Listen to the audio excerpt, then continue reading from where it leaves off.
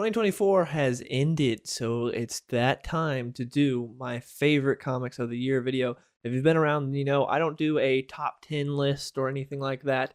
I do like an awards ceremony. I do like the Oscars or something like that, where we have categories. I choose the best one for the category or my favorite for the category, because I think that's more fun than a generic just top 10 list when it comes to the best comics of the year. So, without further ado, let's get into it, starting off with best ongoing series. And for me, that was Geiger. I've been loving pretty much everything Ghost Machine has put out, and Geiger is still my favorite. It's from Jeff Johns and Gary Frank. We also have a fill-in artist right now, but Gary Frank is coming back.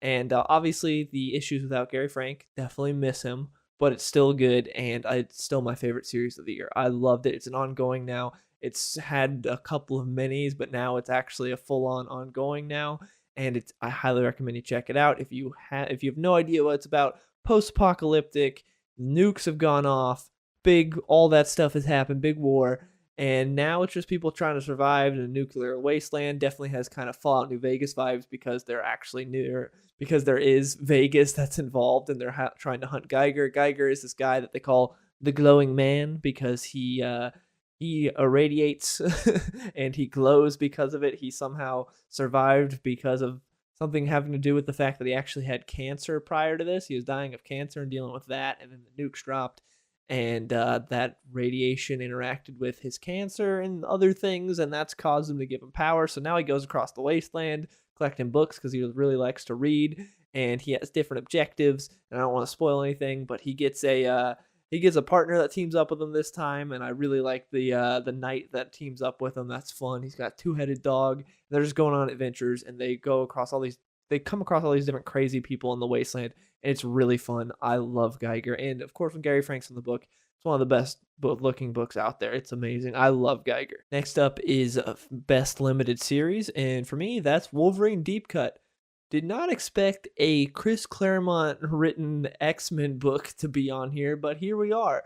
The X-Men line has been in shambles for a while now, for years upon years. It's been bad. Had a little bit of a bright spot at the beginning with House of X Power to 10.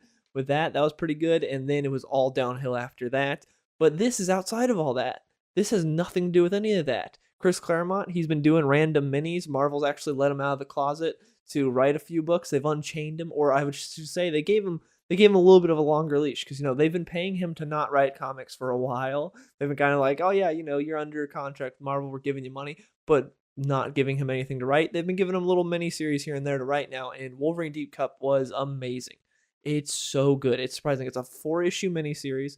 It heavily involves Sabretooth, and the first issue is amazing. All the issues are really good, but the first issue is amazing. Ugh, couldn't talk there for a second, but it's just classic Wolverine. It's Chris Claremont. He's back. He's really good, surprisingly, because a lot of these older writers, when they come back, try to write characters that they were known for before, don't do too great.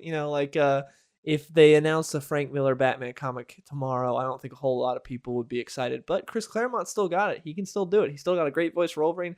And it's the best Wolverine book I've read in a long time. If you're interested in Wolverine or X-Men at all, this was the best X-Men book to come out in several years. It's really good. I also want to say something that was an honorable mention for this category was Jay Garrick the Flash. The first couple issues came out last year, and then the second half of the issues came out this year, so that's why I gave the series my favorite to Wolverine Deep Cut, because Jay Garrick the Flash, I probably liked a little bit better, but like half of it came out in 2023, so I was like, all of Wolverine Deep Cut came out in 2024, so I'll give it to that. But Jay Garrick the Flash is amazing. Highly recommend you check that out as well. Next category, best one shot, and this was by far the easiest for me to choose. A lot of these other ones, there were a lot of great comics that came out this year. It's like, oh man, I don't know what to choose here. This super easy. Lobo Cancellation Special #1. This comic came out of nowhere. I don't even remember it being announced. I don't think I ever even saw anything for it. Then the week it came out, I saw it at my comic shop. I was like, oh, I'll check it out. Read it. It's amazing. It's so good. It's a perfect Lobo comic. It's a one-shot from Kyle Starks and Kyle Hotz, along with Dan Brown, who does fantastic on the colors, gives us some really cool colors in this book. It's illustrated so well. Everything looks so cool. It's very gory. The dialogue is hilarious. There's also a little bit of depth to Lobo here. There's a little bit of some heartfelt stuff here. It covers all your bases. It's great. It's a one-shot. It came out of nowhere. I don't think I've read anything from Kyle Starks before, but he was he was so good, and with how he wrote Lobo is just maybe this issue made me want him to write a full-on Lobo series. Like, this was like, why isn't this a full series? It's amazing. Lobo starts out with Lobo stuck on some planet he got stranded on. His bike's gone. Then some aliens who have been trying to find him find him. Also, he's causing havoc for these people on this planet that he lives on. They all hate him. He's horrible. You wouldn't want to live with Lobo. He's an awful person. But these aliens come and they find him and they're like, hey, my daughter's been kidnapped. I need you. We need you, Lobo. Get my daughter. And so Lobo goes with them, but first he's got to find his bike. He gets into a huge bar fight to find his bike. It's hilarious. The bar fight's so good. And then he goes and he runs into this guy that's like, I can't remember. He's got some ridiculous name, some hilarious name. But he runs to this guy that's kidnapped the daughter, and things happen. I don't want to spoil anything, but it's really good. It's action-packed. It's funny. Lobo cancellation specials, everything you want in a comic book. Everything you want in a superhero comic book, even though Lobo's not technically a superhero, but you know what I mean. Everything you want in a superhero comic book, in a DC comic, Lobo cancellation special has. Highly, highly recommend you check it out. If you skipped it or if you didn't even know it came out, it's so good. It's so worth your time and your money. Check it out. Best new series. So this is a series that premiered in 2024. And for me, this was Rook Exodus. More Ghost Machine. Rook Exodus, oh my goodness, where do I even begin? From Jeff Johns and Jason Fabok. Jason Fabok, one of the best in the industry. This was such a cool idea. This was something that was first announced. It's like, I love Jason Fabok, I love Jeff Johns, so I'm super excited for it. But the idea initially didn't really draw me in too much. But then actually reading it, they executed it so well. So there's this new Earth, because old Earth ain't so hot anymore. So new Earth, where these people went to try to start a new life and try to fix things that were wrong with the old Earth, to be like, hey, you know, this is a fresh new start and there's new technology. Things go really bad. Things are already bad. We're already in the situation where things are bad. Rook, who's our main character, is trying to exit.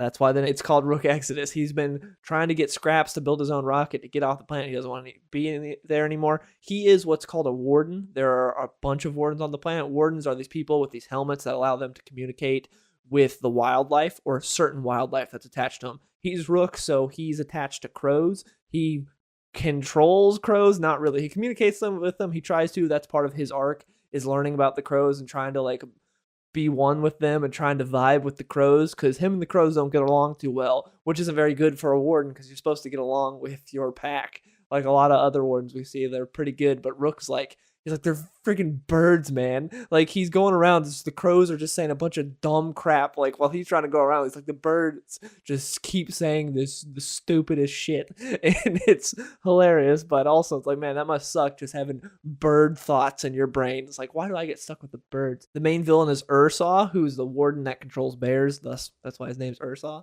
And he is sick. He's ginormous. He's a huge threat. He is so cool. I love the designs of everyone. Again, Jason Fabok is the artist on this book, so everything looks sick. Everything looks so cool. And just all the different wardens you see are so cool. The world is very interesting. And it's just, you should read Rook Exodus. It started this year. All 6 issues came out. It'll be restarting next year. I don't remember what month. It's not starting again in January, I'm pretty sure. It starts like a couple months into 2025. But they did all 6 issues and they took a break, and then they're going to resume next year because they're not having a fill-in artist as far as I know. It's going to be just Jason Fabok doing every issue. So they're just doing that little break, and then they're coming back. And yeah, Rook Exodus is fantastic. Next up is favorite new artist. So this is for an artist that I discovered this year. So this could be someone that's huge in comics, been doing comics for 30 years. But if I never read an issue that they did, then they're new to me. So for me, that's Tom Riley, who did the main G.I. Joe book and Duke this year. And I love his art. He's so good. It's such a good style for G.I. Joe. It fits perfectly. The way he draws action, the way his designs for the characters, like how everyone looks, it's perfect. I love Tom Riley on G.I. Joe and on Duke. He's done such a good job with this world building. And it's really nice having a premier artist on a G.I. Joe book, because during the IDW days, there were a couple of artists that were like really good. You had some, but for the most part, it was like just bad artists after bad artists. It was like all rough. But now we're starting off with a really good artist. To me, one of the best there is. I love what Tom Riley has done, and he's just killing it right now on the Duke miniseries and now on the main G.I. Joe miniseries. I'm excited. Not G.I. Joe miniseries, G.I. Joe ongoing, and I'm excited to see what he does next and what he continues to do. And I hope they throw him on a bunch of stuff. And yeah, I really like what Tom Riley is doing. And a new category for this year is favorite new writer. I always do favorite new artist, but I never do favorite new writer. Well, now I'm doing favorite new writer. And for me, the writer I discovered this year is Andrew Kronke, assuming I pronounced his name right. He did a passion project called Bloodrick. It's the first issue came out in 2023, but the issues 2 and 3 came out in 2024.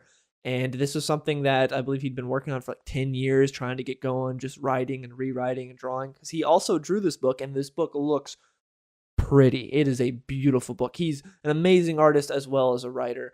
But, I wanted to do two separate for writer and artist. He could have been both this year, to be honest. But, I wanted to do different for writer and artist. And Bloodrick is a super fun, gory book about, it's kind of like a Conan the Barbarian sort of esque type book. It's about this guy, this hunter who's just out on a hunt, and things are going really bad for him. His usual hunting grounds aren't paying off, and he goes on an adventure, and it's crazy. It's fun. It's, again, a very beautiful book, and Andrew Cronkite did fantastic. Bloodrick is something that I'm assuming a lot of people probably haven't heard of, but you should go and read it. It's just a feast for your eyes, and the story is really good as well. I've really enjoyed Bloodrick. And the final category is Best Single Issue of 2024. And my favorite issue that I read in the year of 2024 was Rook Exodus number 6. This is the finale to the first arc of this series, and it lives up to all of the hype, all the buildup that we had. It pays off amazingly. Jason Fabok kills it. Jeff Johns kills it.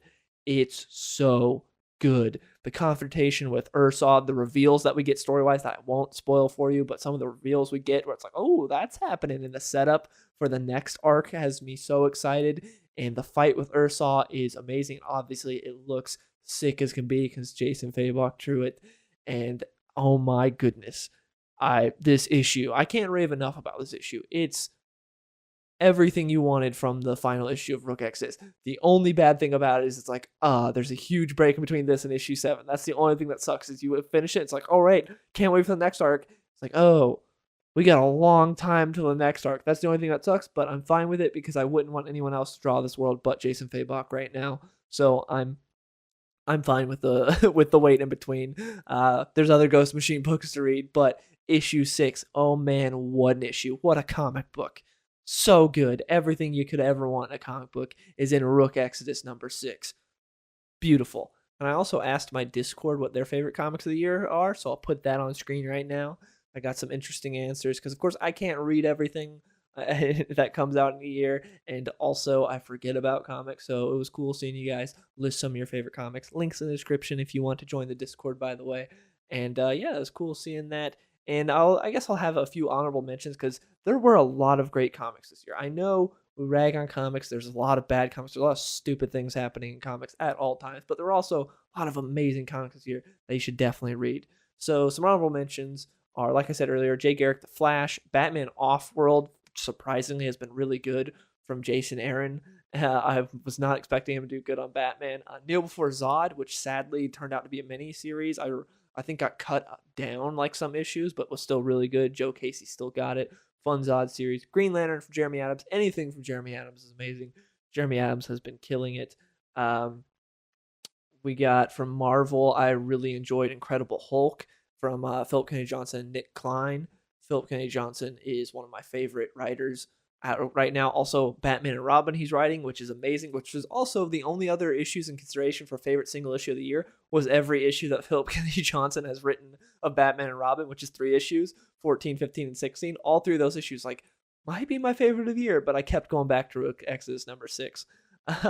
Get Fury, the miniseries from Garth Ennis and Dave Johnson. Get Fury is really good. It's another Punisher book from Garth Ennis, so you know it's going to be good.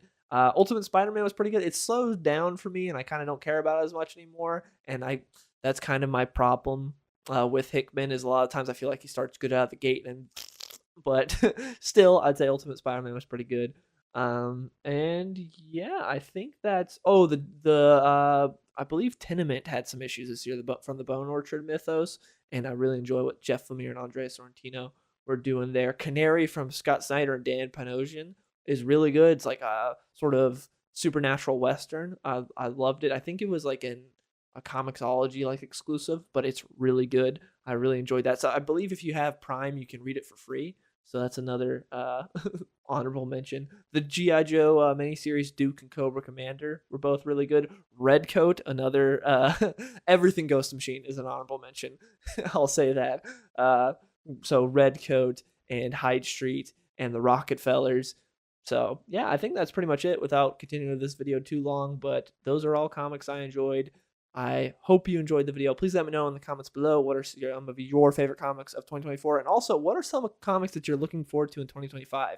For me personally, Aquaman from Jeremy Adams and The Book of El from Philip K. Johnson are two books I'm really looking forward to. But anyways, again, thank you so much for watching. I appreciate the support and watching the video, and I will see y'all later. Hey, skinny boy, saucy boy, I be running to the bank. Yeah, you know I hit the gas in the whip full tank. Riding past the ocean while I'm listening to Frank.